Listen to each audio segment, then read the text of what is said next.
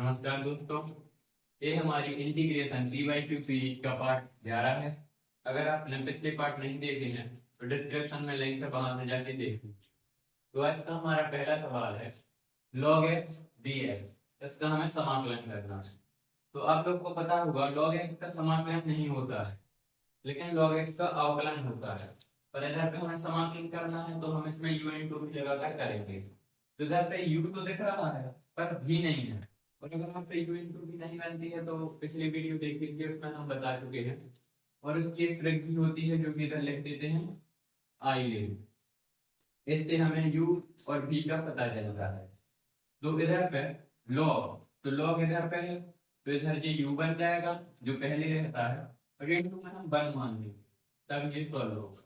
इधर हम लिख लेंगे log x into 1 dx। Simply हम इस तरह से लिख लेंगे। और इधर पे log x को u मान लेंगे और 1 को v मान लेंगे। अब हम इसका समाकलन करेंगे।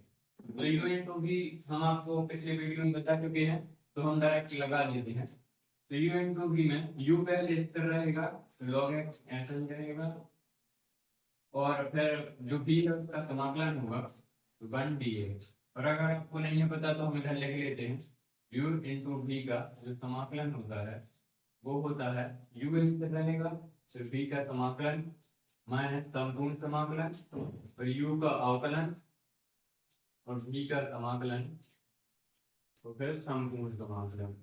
जे u इंटू v का सूत्र है, ये आप याद कर लेना क्योंकि पेपर में ये जरूर आता है। फिर इधर पे माइनस फिर संपूर्ण समाकलन फिर log x का अवकलन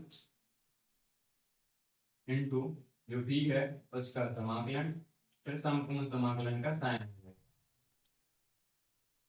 फिर इधर पे अब log x तो ऐसा ही लिखा रहने देंगे। एक का आपको पता होगा, एक का समाकलन x होता है तो इधर x हो जाएगा फिर माइनस फिर इधर पे समाकलन का साइन।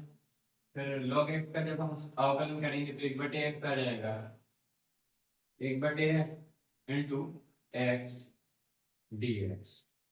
ये हमारा आ चुका है। इधर x से x कट जाएगा तो इधर एक बच बचेगा, और एक का समाकलन आपको पता है x होता है, अभी हमने इधर पे किया है तो हम इधर पे लिख लेते हैं, इधर पे लिख देते हैं।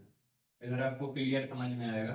x है इसको आगे कर लेते हैं x log x माइनस फिर इसका समाकलन करेंगे तो x हो जाएगा फिर इसको हो जाएगा x प्लस t।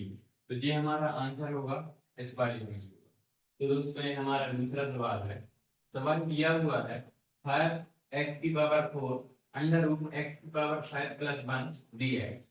हमें इसको सॉल्व करना है। इसमें लिमिट भी दी हुई होती है पर इस वाले सवाल में लिमिट नहीं दी हुई है, तो हम इसे डायरेक्ट समाकलन करके सॉल्व करेंगे।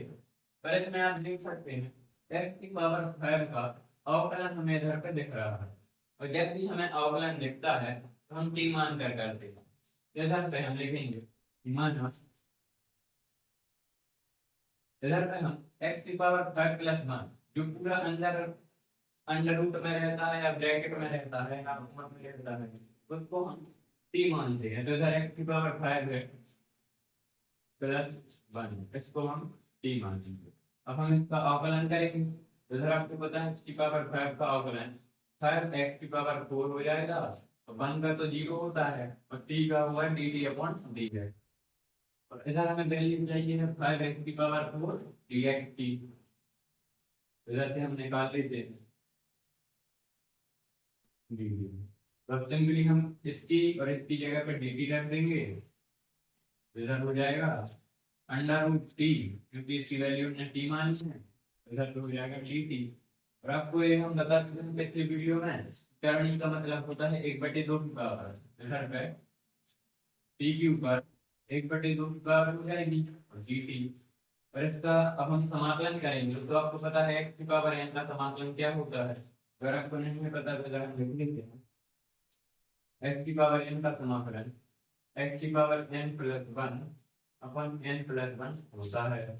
इधर पे हम कर देंगे तो ये हम डायरेक्ट करेंगे इस बार क्योंकि हमें स्पीड बढ़ाना है और हम पिछले वीडियो में सवाल कर चुके हैं, इसलिए हम इसे डायरेक्ट करेंगे। तो t के ऊपर 1/2 की पावर है तो प्लस 1 हुआ तो 3/2 की पावर हो जाएगी। इधर पे टी के ऊपर 3/2 की पावर हो जाएगा, और नीचे भी 3/2 की पावर होगी, परिपलक के ऊपर चली जाएगी तो 2/3 की पावर बन जाएगी प्लस। अब इधर पे हमें टी का मान रखना पड़ेगा, जो हमने टी की वैल्यू मान ली थी, इधर पे हम लिख देते हैं टी की वैल्यू, तो 2/3 चल रहा है, और टी का मान था x की पावर 5 प्लस 1, तो हो जाएगा x की पावर 5 प्लस 1, इसके ऊपर 3/2 की पावर प्लस टी। तो ये हमारा इस वाले सवाल का आंसर होगा। हमारा तीसरा सवाल है, सवाल दिया हुआ है sin square x upon sin square x plus cos square x. हमें इसमें लिमिट दी हुई है 0 से लेके π/2 तक लिमिट दी हुई है, तो इसे हम सॉल्व करेंगे।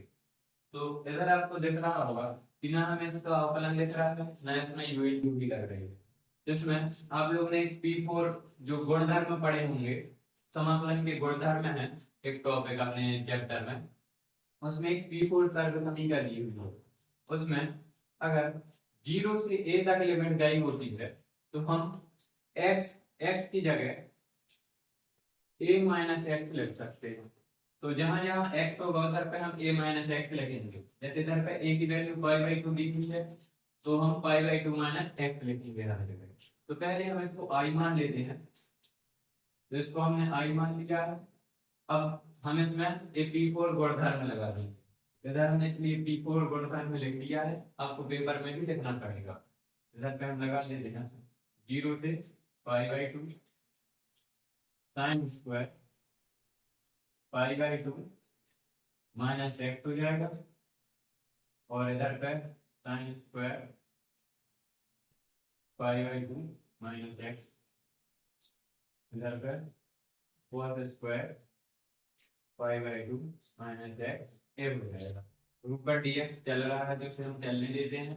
अब आपको पता है sin π/2 माइनस थीटा क्या होता है, cos थीटा होता है, इधर पे cos थीटा हो जाएगा, और इधर पे भी cos थीटा हो जाएगा, और cos π/2 minus theta sin theta हो जाएगा। तो इधर पे हम लिख देते हैं 0 से π/2, ऊपर बन जाएगा cos स्क्वायर थीटा, क्योंकि स्क्वायर लगा हुआ है, थीटा है tan। तो नीचे sin square theta plus cos square theta, तो ये बन जाएगा cos square theta plus sin square theta. अब हम इसको क्या ही मान लेते हैं, तो हमारे पास i के दो मान आ चुके हैं, एक मान ये है और एक मान ये है। तो हम जो दो i हैं उन दोनों i को जोड़ देंगे। तो इधर पे अगर हम दोनों i को जोड़ेंगे तो i प्लस i 2i हो जाएगा। तो इधर पे हम लिख देते हैं 2i, और इनको हम जब जोड़ेंगे sin square theta upon sin square theta plus cos square theta, और इसको तो ये दोनों जुड़ जाएंगे आपस में, क्योंकि इनके बेस एक से हैं। इधर भी sin square theta plus cos square theta है, इधर भी sin square theta plus cos square theta है। तो सिंपली हम इनको जोड़ देते हैं। इसको हमने डायरेक्ट किया है क्योंकि ऐसे सवाल हम पीछे कर चुके हैं, इसलिए इसमें टाइम वेस्ट ना करें। sin square plus cos square, और ऊपर वाला sin स्क्वायर और cos स्क्वायर ये भी जुड़ जाएगा।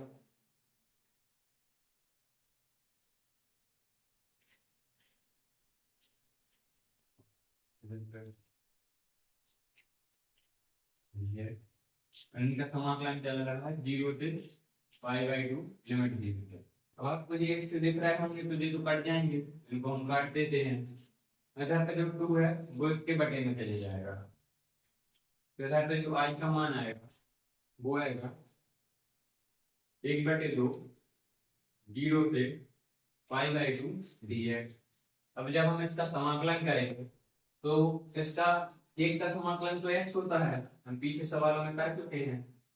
तो इधर पे समाकलन आएगा 1/2 x 0 से π/2, ये आएगा इसका समाकलन।